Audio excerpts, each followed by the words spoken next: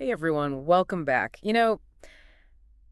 Anxiety and depression, we hear these words all the time. But for this deep dive, we're really going to get into it. We've got some incredible source material today that really digs deep into these issues, and I think it's something a lot of us can relate to. Absolutely. And what struck me right away was the way the source talked about anxiety. It's like carrying around this invisible backpack full of rocks. Yeah, You can't see it, but it weighs you down every single day. that's so true. And it makes you think about all the people around us who might be struggling silently, right? Because it's not always obvious from the outside. Exactly. And, one of the things this source highlights is that 1 in 5 adults experience mental illness each year. Wow, that's a lot more common than most people realize. It really is. And I think it speaks to the importance of talking about these issues more openly, breaking down the stigma. Because when we keep it all bottled up, it just gets harder to reach out for help or even admit to ourselves that something's wrong. Right. It's like this vicious cycle of silence and shame. The source talks about this idea of a turning point, like the moment when you realize you just can't keep pretending everything's okay anymore. I'm curious from your perspective, what are some of the signs that someone might be reaching that point? Well, it can vary from person to person, but some common signs are withdrawing from social activities, Yeah, isolating yourself or having trouble concentrating at work or school, or even changes in sleep or eating habits. I've definitely experienced that feeling of just being constantly overwhelmed. Like no matter how much you try to keep up, you're always behind. And that can be so draining mentally and emotionally. It really can. And I think it's important to remember that seeking help is not a sign of weakness. It's actually a sign of strength. Absolutely. It takes a Ugh. lot of courage to admit that you need support. Yeah, in the source, the host talks about finally opening up to a therapist and how it was this huge turning point for them. They described this sense of relief like a weight had been lifted off their shoulders. I think there's something really powerful about sharing your burdens with someone who's trained to listen and help you process those difficult emotions in a safe space. It's like finally being able to exhale after holding your breath for way too long. Exactly. And it allows you to start working through those challenges in a healthier way. The source dives into this concept of triggers and how understanding them is crucial for managing anxiety and depression. They list things like stressful life events, social situations, health issues, but obviously triggers are very personal, right? Oh, absolutely. What sends one person into a spiral might not even phase someone else. It's really about getting to know your own individual triggers. It's like figuring out your own personal instruction manual. Exactly. And it's like detective work, paying attention to what consistently makes your anxiety or depression worse so you can anticipate those situations and maybe even find ways to manage them more effectively. I love that analogy of detective work. It's like you're gathering clues to understand your own mental and emotional patterns. Right. And the more you understand those patterns, the more empowered you become to make positive changes. That makes a lot of sense. And, speaking of positive changes, let's talk about some of the coping mechanisms that the source material highlights. The first one they mention is journaling, which I know a lot of people swear by, but I've always been kind of hit or miss with it. What makes journaling such an effective tool for mental health? Well, I think one of the things that's so great about journaling is that it acts as this pressure valve for your thoughts and emotions. It's a safe space to process whatever's going on in your head without judgment. It's like having a conversation with yourself on paper. And, by putting those thoughts and feelings down on paper, you could start to gain a better understanding of them, maybe even spot patterns that you wouldn't have noticed otherwise. That's a good point. It's like stepping outside of your own head for a moment and looking at things from a different perspective. Right. And that can be so helpful for gaining clarity and insight.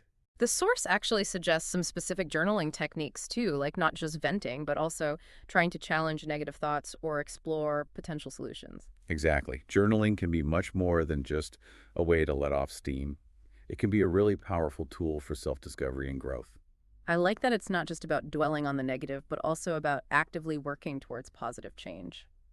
And by engaging with your thoughts and feelings in this way, you can start to shift those negative patterns and develop more positive coping strategies. Another coping mechanism the source highlights is mindfulness and meditation, which I'll admit I used to be pretty skeptical about, but I've actually started incorporating some mindfulness practices into my own life, and I've been surprised at how effective they can be, especially for managing anxiety. Oh, I hear that a lot from people. And what's fascinating is that research has shown that practicing mindfulness can actually change the structure and function of your brain in ways that reduce stress and improve emotional regulation. Wow, that's incredible. It's like you're actually rewiring your brain for the better. It really is. Yeah. And, it's not about emptying your mind or becoming some kind of Zen master. It's simply about bringing your attention to the present moment without judgment. It's about noticing your thoughts and feelings without getting swept away by them. Exactly. And that can be so helpful for breaking free from those negative thought loops that can really fuel anxiety and depression. It's like hitting the pause button on that constant stream of worries and anxieties, even if it's just for a few minutes. And, that pause can make a huge difference. It gives you a chance to step back, observe your thoughts and feelings, and choose how you want to respond instead of just reacting automatically. That makes so much sense. It's about regaining that sense of control. Right. And it's a skill that takes practice. But the more you practice, the easier it becomes. The source also talks about physical activity as a coping mechanism. And we all know that exercise is good for us physically, but maybe not everyone realizes just how powerful it can be for our mental health as well. What's the connection there? Well, for one thing, exercise releases endorphins, which have mood-boosting effects. So it's like a natural antidepressant. In a way, Mm. but it's more than just a chemical reaction. Mm. Physical activity can be a really fantastic outlet for stress and anxiety. It can help you feel more in control of your body and your mind. And it can also be a great way to boost self-esteem and confidence. Absolutely. And it doesn't have to be anything crazy. It can be as simple as going for a walk, doing some yoga, or even just dancing around your living room. The key is to find something you enjoy and can stick with. Exactly. It's about finding what works for you and incorporating it into your routine. We've talked about individual coping mechanisms, but the source also really emphasizes the importance of community and connection. Why is that so crucial, especially when dealing with anxiety and depression? Well, think about it. Anxiety and depression thrive in isolation.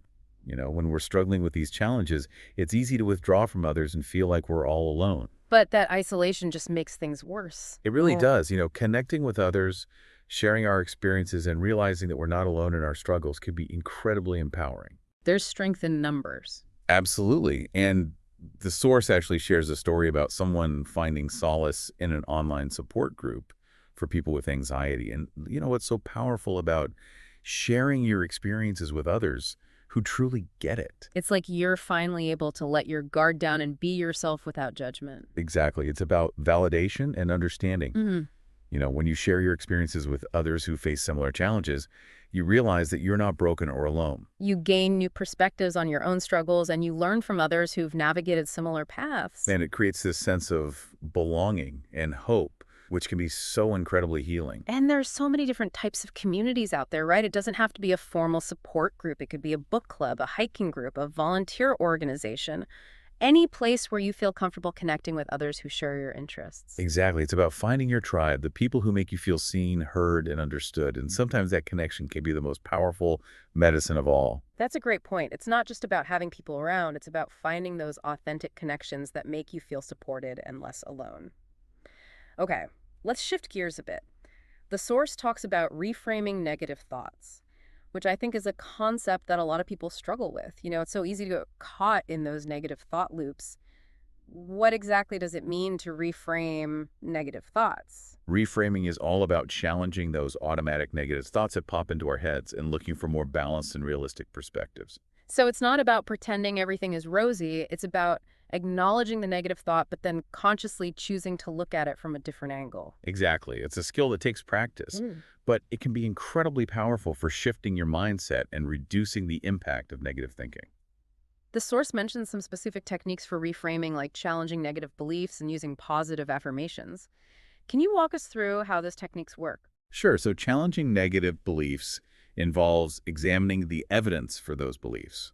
Asking yourself, is this belief based on facts or on my own fears and insecurities? It's about getting curious about those negative thoughts and really digging into where they're coming from. Right. And often when we dig a little deeper, we find that our negative beliefs are rooted in past experiences that may no longer be relevant, or in assumptions that aren't actually true. That makes sense. It's like those beliefs might have served a purpose at one point, but they're not necessarily serving us anymore. And then positive affirmations, on the other hand, involve consciously repeating positive statements to ourselves to counteract negative self-talk. It's like planting seeds of positivity in your mind. Exactly. And even though it might feel a little awkward or cheesy at first, over time, those positive affirmations can start to rewire your brain for the better. Speaking of seeking professional support, the source really stresses that therapy isn't just for people in crisis. It can be beneficial for anyone who wants to better understand and manage their mental health. What are some of the specific benefits of working with a therapist? Well, therapy provides a safe and confidential space to process your emotions, explore your thought patterns, and develop coping strategies. It's like having a coach for your mental health. Exactly. Someone who can guide you, support you, and help you reach your goals. The source mentions different types of therapy, individual therapy, group therapy, even online counseling. How do you know which type of therapy is right for you? That's a great question, and there's no one-size-fits-all answer. The best type of therapy for you will depend on your individual needs, preferences, and what you're hoping to achieve. So it's about finding the right fit. Exactly. And, don't be afraid to shop around a bit. It's perfectly okay to try out different therapists until you find one who feels like the right match. It's like dating for your mental health. I love that analogy. Yeah. It really is about finding someone you feel comfortable with, someone you trust, and who you feel understands you. And someone who can help you on your journey to better mental well-being. That's a really good point. It's not just about finding any therapist. It's about finding the right therapist for you, Yep. someone who you connect with and feel comfortable opening up to. As we've been talking about all these different strategies for managing anxiety and depression, I'm struck by how the source emphasizes that it's not about finding a quick fix or a magic bullet. Right. It's not like taking a pill and suddenly everything's perfect. Exactly. It's about building a toolbox of coping mechanisms and figuring out what works best for you. It's a process of trial and error. Learning about yourself, what helps you feel grounded and balanced. And it's important to remember that it's an ongoing journey, not a destination. There will be ups and downs, good days and bad days. Absolutely. And the source actually talks about how even people who have found effective ways to manage their anxiety and depression still have moments where those feelings creep back in. It's like, Yeah, it's like learning to ride a bike. yeah, exactly. You might wobble or fall off sometimes, but you get back on and keep practicing. You don't just give up riding a bike forever because you fell off once. Right. It's about building that resilience and learning from those experiences. And I think that's where self-compassion comes in too. Being kind to yourself when you're struggling. Absolutely. We're all human. Hmm. We all make mistakes. We all have those moments where we feel like we're falling apart. And it's okay to not be okay all the time. Exactly what matters is that we keep learning, keep growing, and keep reaching out for support when we need it. And speaking of support, one of the things that really stood out to me from the source material was this emphasis on the power of even small actions to make a difference. Although absolutely, Yeah. it doesn't have to be this huge, overwhelming change.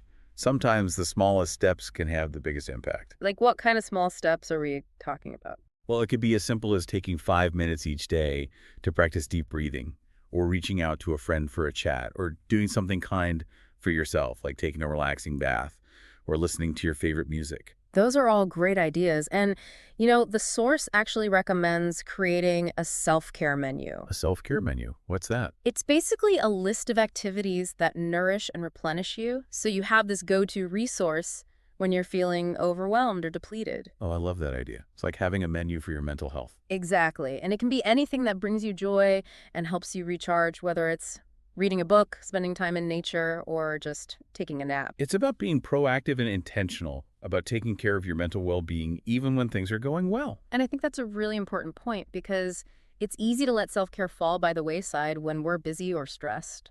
But it's actually even more important during those times, when we're feeling depleted and overwhelmed. That's when we need to replenish our energy and take care of ourselves. So as we wrap up this deep dive into anxiety and depression, I'm curious to share what's resonating most with you, the listener.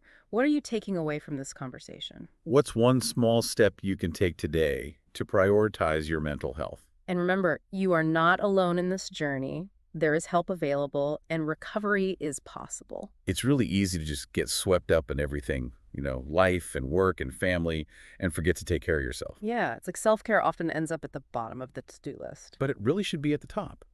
One of the things that really resonated with me from the source was this idea that recovery isn't about becoming this perfectly happy, stress-free person. Right, like you're not suddenly immune to life's challenges. Exactly. It's more about learning to navigate the ups and downs with more resilience and self-compassion. So it's not about eliminating anxiety and depression altogether. It's about changing your relationship with those feelings, learning to manage them in a healthier way. The source actually uses this analogy of a surfer riding a wave. Mm-hmm. You're not trying to stop the waves from coming. You're learning to ride them skillfully.